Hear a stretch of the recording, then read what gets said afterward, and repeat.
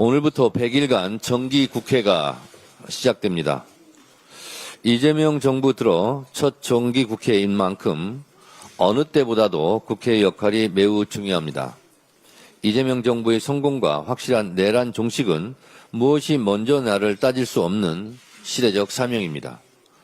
민생 안정과 개혁 완수는 무엇 하나 소홀히 할 수 없는 국회의 책무입니다. 내란 척결과 이재명 정부의 성공을 위하여 개혁 완수와 민생 안정의 두 마리 토끼를 다 잡겠습니다. 더불어민주당은 이미 만반의 준비가 끝났습니다. 더불어민주당 소속 국회의원 166명 모두가 하루를 100일처럼 살며 국민들이 체감하는 입법 성과를 내기 위해 국민만 보고 달려가겠습니다. 지난 의원 워크숍에서도 원팀 원보이스로 찰떡같이 뭉쳐 차돌처럼 단단하게 달려가겠습니다.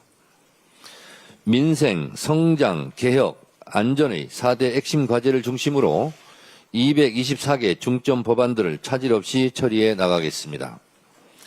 이를 통해 윤석열 정권 3년 동안 무너져 내린 민생, 경제, 민주주의를 모두 바로 세우고 신속하게 국가 정상화를 이뤄내겠습니다.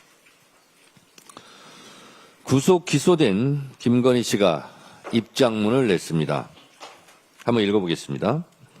국민께 심려를 끼친 이 상황이 참으로 송구하고 매일이 괴로울 따름입니다. 하지만 저는 어떠한 경우에도 변명하지 않겠습니다. 가장 어두운 밤에 달빛이 밝게 빛나듯이 저 역시 저희 진실과 마음을 바라보며 이 시간을 견디겠습니다. 특검 검사님들께 감사하고 교도관님들과 변호사님들께도 감사하고 고맙습니다. 앞으로 특검이 끝날 때까지 잘 부탁드립니다. 고 했습니다. 김건희 씨에게 묻습니다. 국민께 진짜 송구합니까? 어떠한 변명도 하지 않았습니까? 특검 검사들께 진짜 감사하고 고맙습니까? 새빨간 거짓말입니까? 아니면 어줍지 않은 신파극 연기입니까? 그런데 왜 진술은 거부했습니까? 어두운 밤 달빛은 남편 윤석열의 호수 위에 비친 달그림자에 대한 부창부수 콤비네이션 플레이입니까? 한마디로 웃기는 부부입니다. 김건희 씨, 손바닥으로 하늘을 가릴 수는 없습니다. 국가망신 꼴불견 부부가 참여하는 길은 감옥에서 조용히 자신을 성찰하고 반성하며 여생을 보내는 길입니다. 제발 조용히 하십시오. 특검이 끝날 때까지 잘 부탁드린다고 했는데 특검은 곧 끝나지 않습니다. 김건희 씨, 당신께서 지은 죄가 너무 많아서 특검을 더 연장해야 할 것 같습니다. 김건희 특검은 김건희 여죄를 끝까지 밝히기 위해 기간 연장을 해야 합니다. 내란 특검은 윤석열 죄를 끝까지 파헤치기 위해 또한 기간 연장을 해야 합니다. 기간 연장을 하겠습니다. 개혁은 골든타임이 중요합니다. 이재명 대통령께서도 말씀하셨듯이 지금 대한민국은 역사적 변곡점에 놓여 있습니다. 저는 흡사, 해방 전국, 반민특위 상황과 비슷하다고 생각합니다. 그때 친일파 척결이 시대적 과제였다면 지금은 내란 세력 척결이 시대 정신이고 시대적 과제입니다. 내란 척결이 반민특위처럼 좌절되고 실패할 수는 없습니다. 헌법을 공격했던 헌법의 적, 민주주의를 파괴했던 민주주의 적들인 내란 세력을 발본색원하고 다시는 내란의 꿈을 꿈꿀 수 없도록 확실하게 청산하겠습니다. 검찰개혁, 언론개혁, 사법개혁의 3대 개혁은 늦지 않게 타임 스케줄대로 처리하겠습니다.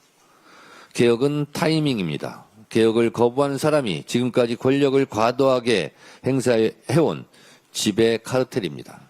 개혁을 두려워하는 사람이 지금까지 권력에 기생해온 부역자들입니다.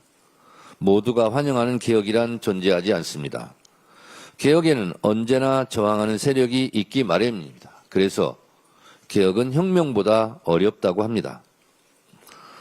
그러나 그 저항으로 개혁의 시기를 놓치면 반동의 힘으로 더 큰 저항과 퇴행으로 되돌아옵니다.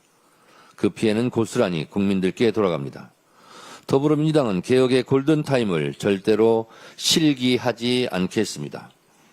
검찰개혁, 언론개혁, 사법개혁, 3대 개혁의 시대적 과제를 이번 정기국회에서 반드시 완수하겠습니다.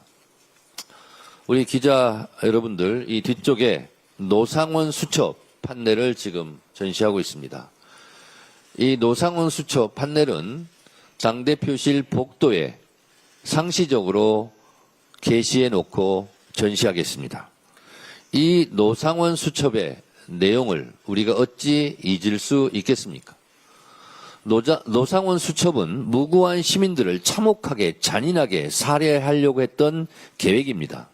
만약에 12.3 비상계엄이 성공했더라면 이재명 대통령도 이 세상 사람이 아니었을 것이고 지금 발언하고 있는 저도 불기의 객이 되어서 어디에서 제 훈령이 구천에서 떠돌아다닐지도 모르는 일이었습니다.